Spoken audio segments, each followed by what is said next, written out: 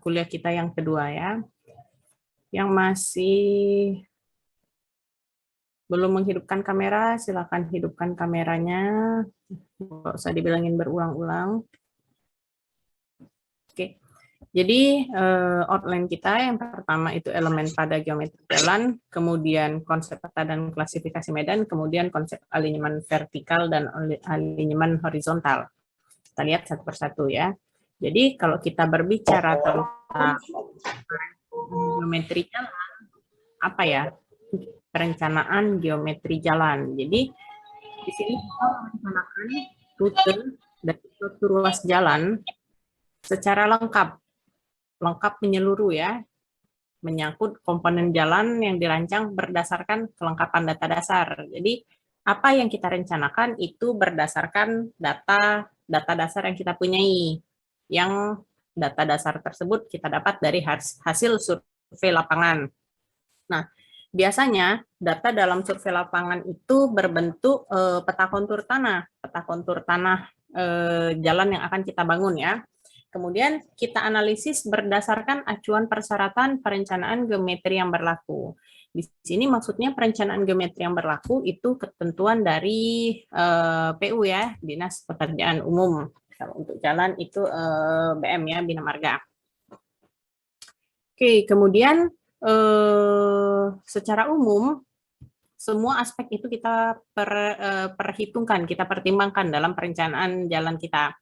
Jadi lebar jalan, tikungan, jadi mau seberapa berkeloknya itu ya, kemudian kelandaian jalan, baik menanjak atau turun, itu kelandaian jalan ya. Kemudian jarak pandang, ini yang sangat penting, jarak pandang serta kombinasi dari bagian tersebut, baik itu untuk satu ruas jalan, jadi satu ruas jalan itu jalan single yang lurus aja, ataupun perlintasan di antara dua atau lebih ruas jalan. Jadi kalau perlintasan antara dua atau lebih itu sudah termasuk di simpang ya. Nah, jadi kesemuanya ini itu termasuk di dalam perencanaan geometri jalan. Jadi kompleks sekali ternyata ketika kita membicarakan PGJ, perencanaan geometri jalan itu merupakan dasar dari kita membangun jalan. Tapi ingat di sini adalah yang kita bangun itu dari geometrinya ya, bukan untuk menghitung tebal perkerasannya, itu nanti lain lagi cerita, itu akan kita masuk di BPJ, bahan perkerasan jalan. Oke, kemudian tujuannya apa sih kalau kita mau merencanakan, kok buat-buat baik jalan, kita mau menghubungkan misalnya nih dari kota A ke kota B, tapi belum ada jalan yang layak, ya buat baik, hubungkan baik. Ngapo nak pakai PGJ-nian? Oh, ternyata tujuannya itu agar kita bisa menghasilkan infrastruktur yang aman, efisien, dan memaksimalkan rasio antara tingkat penggunaan dengan biaya pelaksanaan. Jadi, maksudnya adalah kalau misal dari kota A ke kota B dengan kontur tanahnya tebing, ya biasanya seringkali kita lihat jalannya berkelok-kelok ya. Kalau misalnya jalan yang mau contoh nih mau ke pagar alam ya, jalannya itu berkelok-kelok. Nah, pola ada dibuat jalan lurus bae? Kita mikirkan kayak itu kan. Oke, ternyata itu ada alasannya. Yang pertama, biasanya kalau misalnya kontur tanahnya berkelok-kelok, kontur tanahnya yang dianya di tempat yang tinggi, jadi dari satu kota ke kota lain dengan kesenjangan kontur yang tinggi, itu pastinya ada tebing. Pertama, dia menghindari untuk memotong sebisa mungkin untuk memotong tebing karena itu biayanya mahal. Itu yang dikatakan dengan biaya pelaksanaan. Kemudian menghindari juga sebisa mungkin tidak membuat jembatan. Masih ingat tadi bahwa jembatan itu di pertemuan yang sebelumnya ya, jembatan itu untuk menghubungkan satu ruas jalan dengan ruas jalan lain yang terpisah akibat adanya halangan atau rintangan seperti air dan sebagainya ya. Nah, kalau misalnya itu tadi, kalau dianya di atas tebing dan sebagainya, itu mau tidak mau ada jembatannya. Dan itu juga untuk biaya pelaksanaannya tinggi. Jadi kenapa seringkali dianya berkelok-kelok? Karena kita mengikuti kontur tanah yang seminimal mungkin tidak menghasilkan galian timbunan yang besar, karena itu ujung-ujungnya cost lagi ya. Oke. Jadi yang menjadi dasar dalam perencanaan geometrik itu antara lain kalau misalnya kita dari ininya ya, dari segi kita sebagai engineer, yang pertama sifat gerakan, kemudian ukuran kendaraan. Jadi kita perhitungkan kendaraan yang mau lewat di jalan ini, yang mau kita rencanakan ini, apakah kendaraan penumpang tuh ya mobil pribadi kita, ataupun dianya kendaraan besar, angkutan ya, bus, truk, dan sebagainya. Jadi beda kalau misalnya kita mau hanya untuk jalan yang kecil dengan jalan yang besar yang dilalui dengan kendaraan dengan tonase besar, itu tentu beda. Mulai dari tikungannya kita perhitungkan, kemudian jarak pandangnya ya, radius putar kendaraan, itu sangat berpengaruh. Kemudian sifat pengemudi dalam mengendalikan gerakan kendaraannya dan karakteristik arus lalu lintas. Oke. Jadi kita menggunakan standar yang dibuat dari PU Bina Marga ya untuk jalan raya ya. Jadi kalau untuk yang jalan raya ini ada peraturannya, kemudian ada yang jalan perkotaan dan juga untuk jalan antar kota. Itu semuanya jelas panduannya. Jadi kita tinggal sesuaikan saja jalan mana yang mau kita gunakan. Peraturannya bisa kalian cari dan kalian download ya. Oke. Kita lihat dulu. Jadi elemen dari perencanaan geometrik jalan itu yang pertama ada alinyemen horizontal atau yang disebut dengan trase jalan. Nanti kalian diminta untuk menggambar peta trase jalan. Alinyemen horizontal itu jadi dia pada perencanaan sumbu jalan, highlight-nya ya, yang utamanya. Jadi di situ sumbu jalan itu akan terlihat apakah jalan itu lurus, menikung ke kiri, atau menikung ke kanan. Atau dengan kata lain, itu kita potong secara horizontal, jalannya kita potong secara horizontal ya.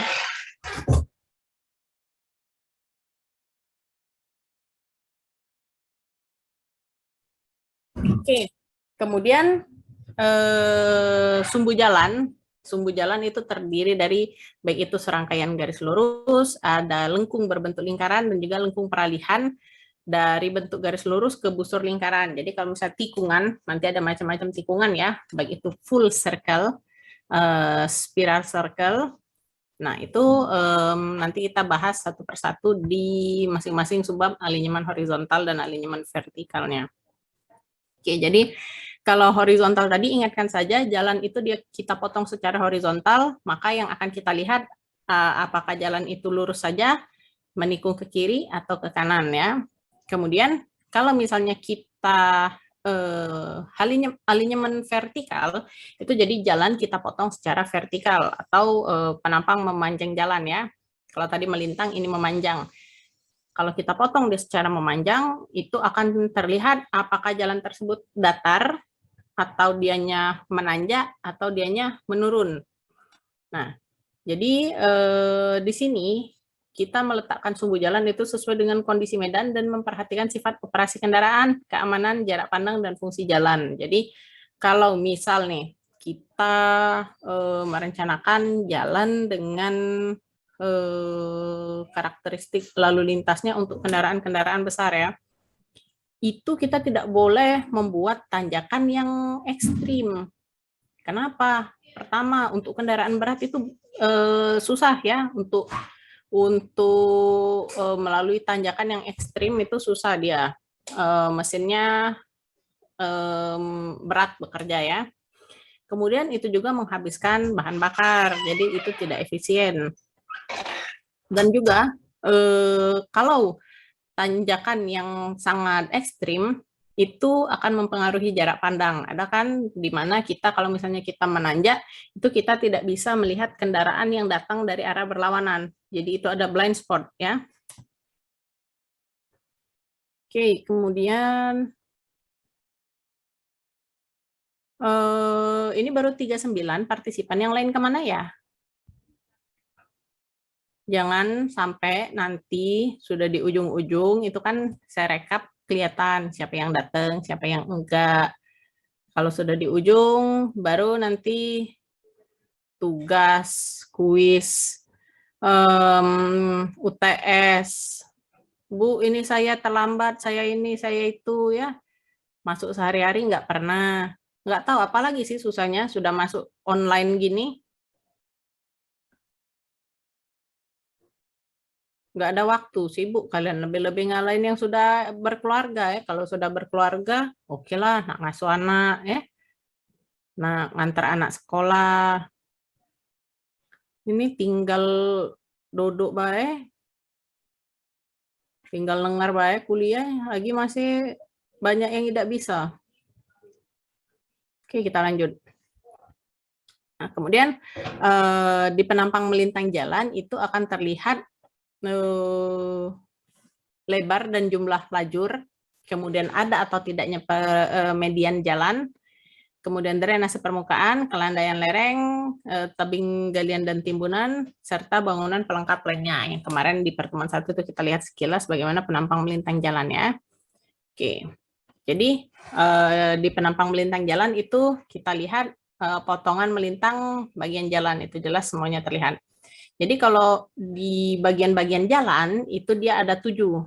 Nah, ini penting nih, biasanya suka masuk di soal entah kuis, entah UTS ya. Bagian-bagian jalan ini jadi ada 7. Jadi ada bagian yang langsung berguna untuk lalu lintas, ada bagian yang berguna untuk drainase jalan, kemudian ada bagian pelengkap jalan, ada bagian konstruksi jalan, ada daerah manfaat jalan, ada daerah milik jalan, daerah pengawasan jalan. Oke, kita lihat satu persatu. Jadi yang pertama tadi, bagian yang langsung berguna untuk lalu lintas. Jadi di sini, di bagian yang langsung berguna untuk lalu lintas, itu bagian yang biasanya kita gunakan ya, yang sehari-hari di tengah-tengah jalan itu langsung mulai dari tengah jalan sampai ke geser ke trotoar. Jadi mulai dari lajur, jalur, kemudian bahu jalan, trotoar, dan median. Oke, jadi beda jalur dengan lajur. Sudah tahu ya, kemarin sudah Ibu jelaskan ya. Ada yang masih nggak tahu beda jalur dengan lajur?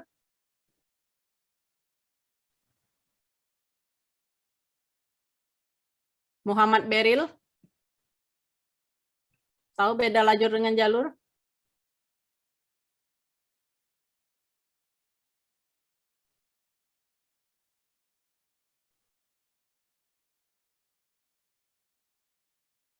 Muhammad Beril?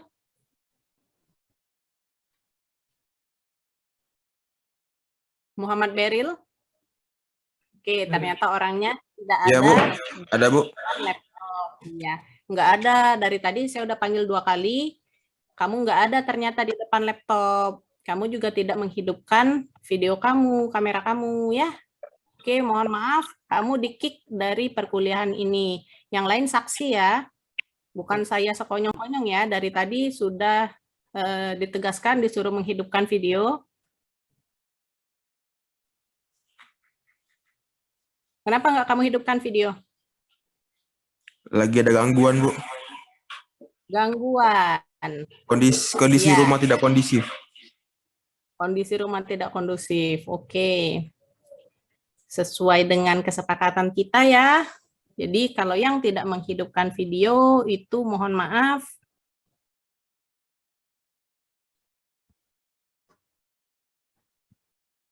Kita kick dari sini ya.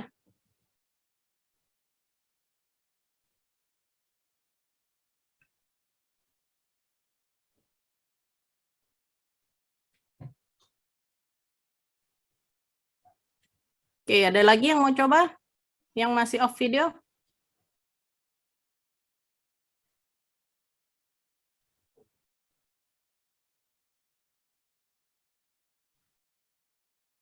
Kevin Firza? Kevin Firza? Kevin Bu, Firza? izin pindah device dulu, Bu ya.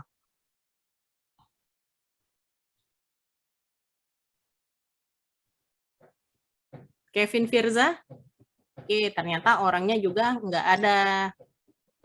Ya, Bu, izin pindah device dulu. izin pindah apa? Device. Memang device Iya. ini apa? Ini handphonenya kameranya rusak. Jadi mau pindah ke laptop. Yakin. Yang kayak mana sih handphone kamera rusak tuh? Ibu belum pernah loh ketemu handphone kamera rusak yang nggak suka alasan kamu tuh yang kayak mana ya? Kameranya Bu, kameranya kalau misalnya itu dia apa namanya error kayak itu, jadi ke restart handphonenya, nggak support zoom line dan lain-lain. Sudah tuh kayak gitu, kok masih pakai HP?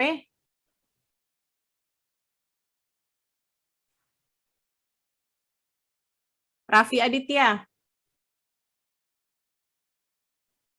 Raffi Aditya,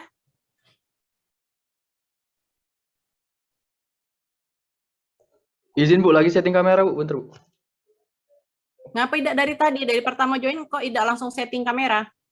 Minjem HP saudara Bu. Bentar Bu. Untuk jadi cam.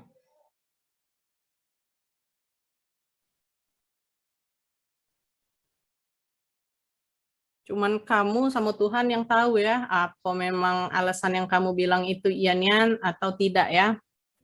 Tapi untuk menjaga komitmen kita, terima kasih, kita remove.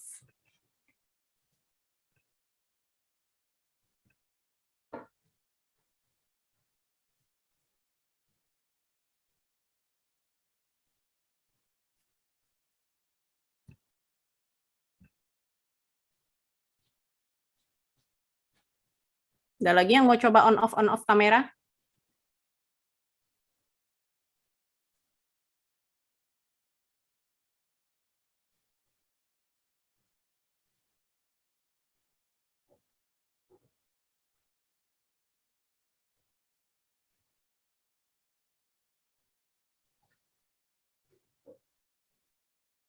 Coba Ananda Gusti. Ya Bu. Udah tahu beda lajur dengan jalur? Kalau jalur itu yang satu arah. Kalau ya Bu. Ya benar. Ya. Kalau lajur Kalau yang dua jalan itu Bu. Yang dalam satu jalur. Oke, yang dibagi-bagi lagi ya. Oke. Jadi itu tadi beda jalur dengan lajur ya. Oke, kemudian kita masuk ke bagian yang langsung berhubungan tadi dengan lalu lintas. Yang kedua itu adalah, yang ketiga itu adalah bahu jalan. Bahu jalan, kalian tahu ya. Jadi setelah misalnya di tengah-tengah itu ada median, kemudian jalur dibagi atas beberapa lajur, kemudian minggir lagi itu ada bahu jalan. Bahu jalan itu biasanya space-nya itu lebih kecil daripada lajur ya. Oke. Untuk kita yang sudah tahu haram hukumnya berjalan lewat di bahu jalan ya. Karena bahu jalan itu bukan untuk lewat kendaraan pada keadaan normal. Jadi dia fungsinya itu sebagai ruangan untuk tempat berhenti sementara kendaraan. Jadi memang tidak diperuntukkan untuk berjalan ya, bahu jalan itu. Kemudian ada ruangan untuk menghindarkan diri dari saat-saat darurat sehingga dapat mencegah terjadinya kecelakaan. Kemudian memberikan kelegaan pada pengemudi, itu kita terasa ya kalau misalnya jalan yang ada bahu jalan atau yang tidak ada bahu jalan. Tapi biasanya sekecil-kecilnya dia harus ada bahu jalan.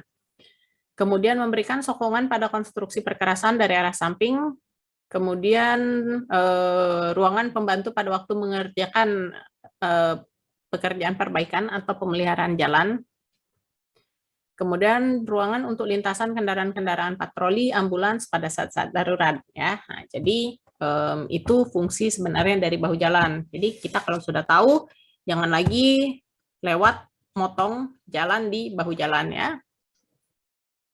Oke, kemudian trotoar.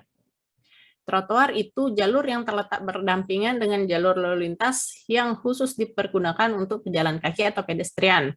Nah, untuk keamanan pejalan kaki, maka trotoar ini harus dibuat terpisah dari jalur lalu lintas oleh struktur fisik berupa curb. Apa pula Bu kerep itu? Oke, jadi kita lihat kerep. Nah, ini ya, kerep. Jadi yang trotoar itu ada peningginya. Nah, gini ya. Itu kita namakan dengan kerep. Fungsinya itu supaya membatasi kendaraan tidak bisa naik ke trotoar. Yang gunanya untuk memberi keamanan kepada pedestrian ya, kepada pejalan kaki. Jadi kita pejalan kaki yang lagi ada di trotoar itu enggak was-was, oh kalau gitu tertumbur ya. Nah, jadi karena memang dihalangi mobil atau motor tidak bisa naik ke trotoar. Tapi kalau di kita trotoar itu ya memang apalagi kalau ada dekat lampu merah ya, untuk jalan motor motong antrian ya. Itu tadi balik lagi jadi tidak sesuai dengan fungsinya, sehingga untuk pejalan kaki juga merasa kadang-kadang enggak aman. Kita jadi mikir, enggak usahlah jalan kaki, sudahlah naik ini bela, naik ojek bela, naik Grab bela, naik gokar, atau yang ada kendaraan pribadi udahlah naik kendaraan pribadi lah. Ngapain kita susah-susah jalan kaki, sudahlah capek, enggak aman juga kan gitu. Nah, jadi memang kompleks masalah transportasi di kita ini kompleks. Kita mau menggalakkan, kita menggunakan angkutan umum dan sebagainya, tapi untuk keamanan dan kenyamanan sendiri itu tidak ada, ya. Jadi ya susah. Oke. Kemudian kita lihat di median. Median itu adalah yang batas yang terletak di tengah-tengah jalan itu ya. Itu fungsinya untuk membagi jalan dalam masing-masing arah. Jadi biasanya median itu baik ada yang kalau misalnya dia cuman kayak beton ya, beton, atau ada juga dia yang agak lebaran, dia berupa kayak taman ya. Jadi dia dibuat dari apa sih? Beton, kemudian di tengah-tengahnya ditanemin tanaman ya.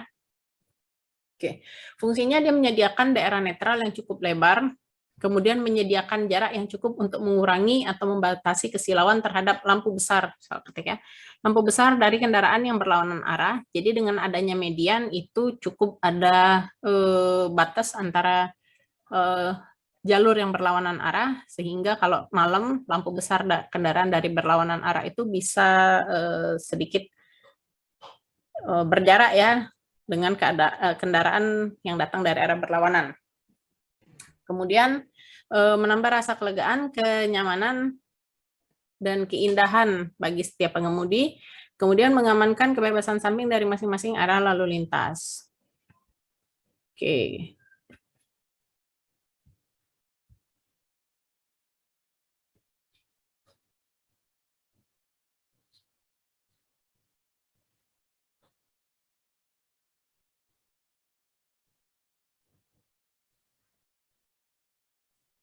Oke, kemudian kita lihat selanjutnya. Jadi kalau tadi yang berguna untuk lalu lintas, kemudian dia bagian yang berguna untuk drainase jalan. Jadi geser mulai sehabis dari trotoar, itu geser ke bagian yang berguna untuk drainase jalan.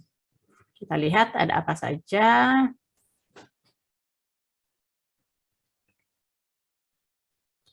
Jadi yang pertama itu ada saluran samping, kemudian ada kemiringan melintang jalur lalu lintas, kemudian ada kemiringan melintang bahu dan kemiringan lereng. Kemudian ada bagian pelengkap jalan, itu dia berupa kerep dan pengaman tepi. Jadi kerep itu tadi penonjolan atau peninggian tepi perkerasan atau bahu jalan yang dimaksudkan untuk keperluan drainase, mencegah keluarnya kendaraan dari tepi perkerasan dan memberikan ketegasan bagi tepi perkerasan. Jadi berdasarkan fungsinya, kerep itu dibagi menjadi 4 ya. Kerep peninggi, kerep penghalang, kerep berparit, dan kerep penghalang berparit. Nah, seperti ini ya. Jadi kalau misalnya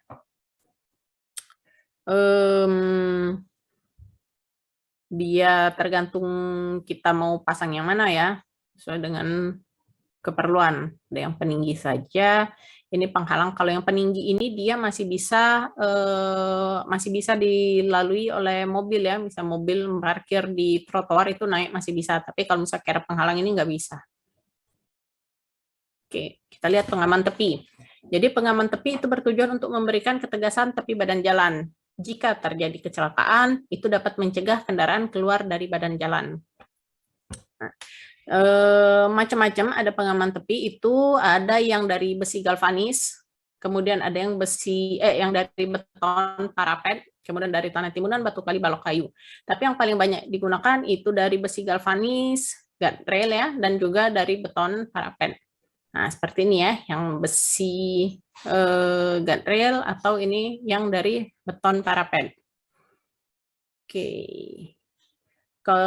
Pada waktu kecelakaan di tol jadi banyaklah kita dapat ya, dari WA ya, bahwa katanya pengaman dari beton nggak aman katanya, karena mulai dari ini narasinya mulai dari jalan tol nggak aman, kemudian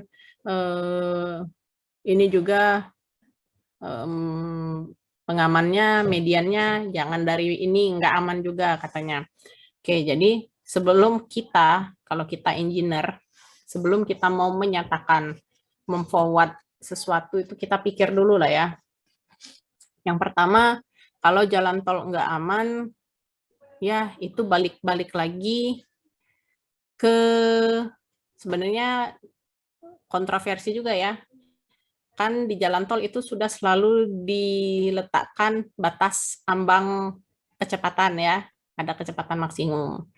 Nah, ketika sudah diberikan kecepatan maksimum, artinya yang aman itu ya selama di dalam batas kecepatan maksimum itu. Kalau mau marah, mau apa, tapi dia tidak menaati peraturan kecepatan maksimum, ya kita mau bilang apa? Kita merencanakan mau di 110 di highway Malaysia itu 110 km per jam itu diizinkan. Kalau di kita itu cuman sampai 100 km per jam ya. Yang paling tinggi 100 km per jam, tapi selalunya dibuat maksimumnya 80 km per jam. Oke. Mengapa dibuat seperti itu? Karena ketika kita merencanakan jalan ya, jadi ada saatnya kalau misalnya dia ada tikungan sedikit ke kiri ke kanan atau pada saat ada jembatan, kalau kita patuh cuma 80 km per jam itu insya Allah masih sempat ngerem dan enggak kalau lewat gundukan mau jembatan itu mau naik ataupun turun enggak sampai terbang mobil ya. Nah, tapi kalau kita sudah lewat dari situ, itu kecepatannya cepat sekali. Ada saat di mana kita lewat gundukan atau jembatan itu ada saatnya terbang. Kendaraan itu tidak menyentuh perkerasan sama sekali. Nah, di situ yang fatal. Oke. Kemudian beton dari parapet itu tidak aman. Kita lihat dulu dari sisi kita mendesain ya. Jadi bahwa tujuannya adalah kalau ada sesuatu crash dan kecelakaan gitu ya, itu jangan sampai kendaraan dari jalur yang ini itu sampai mental ke jalur sebelahnya. Itu bisa lebih fatal lagi, bisa dia menyebabkan kecelakaan dengan kendaraan dari arah yang berlawanan kan. Nah, itu tujuannya mengapa diberi pengaman atau median itu dari beton parapet ya. Biar dia setidaknya bisa menahan kendaraan tersebut tidak sampai terpental ke jalur sebelahnya ya. Nah, jadi banyak ini sih kompleks ya kalau kita bicara tentang jalan, tentang keamanan itu di safety desainnya ya. Oke. Kemudian bagian konstruksi jalan itu kita lihat ada lapisan perkerasan jalan, lapis pondasi atas, lapis pondasi bawah, dan lapis tanah dasar. Di sini kita cuma hanya lihat sekilas ya, nanti kalau detailnya ini kalian belajar di semester 5 di BPJ. Oke, kemudian ada daerah manfaat jalan. Jadi menurut undang-undang tentang jalan yang dinamakan Damaja itu semua jalan yang dilalui kendaraan itu yang tempat kita lewat itu mulai dari badan jalan, saluran tepi, dan ambang pengamannya. Jadi sampai dia ke ambang pengamannya yang ada misalnya ada guardrail tadi di tikungan biasanya ada guardrail ya.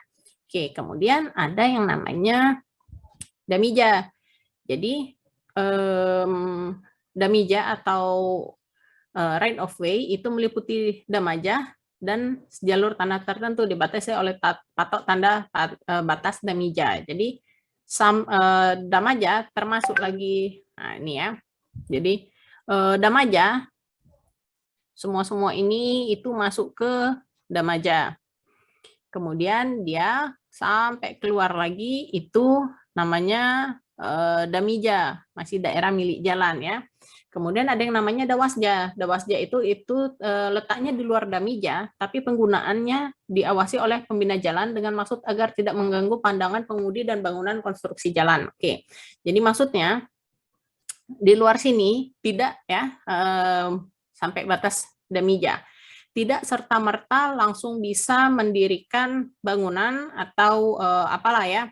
Nah, karena masih di luar sini itu masih ada yang namanya dawasja atau daerah pengawasan jalan yang masih karena kalau misalnya ada konstruksi atau ada apa itu bisa menghalangi pandangan yang pertama. Kemudian dia kalau membuat bangunan konstruksinya itu bisa merusak konstruksi dari jalan sini ya. Nah, jadi di sini masih ada batas wilayah yang dikosongkan lagi itu masuk di dawasja. Oke, sampai sini ada pertanyaan?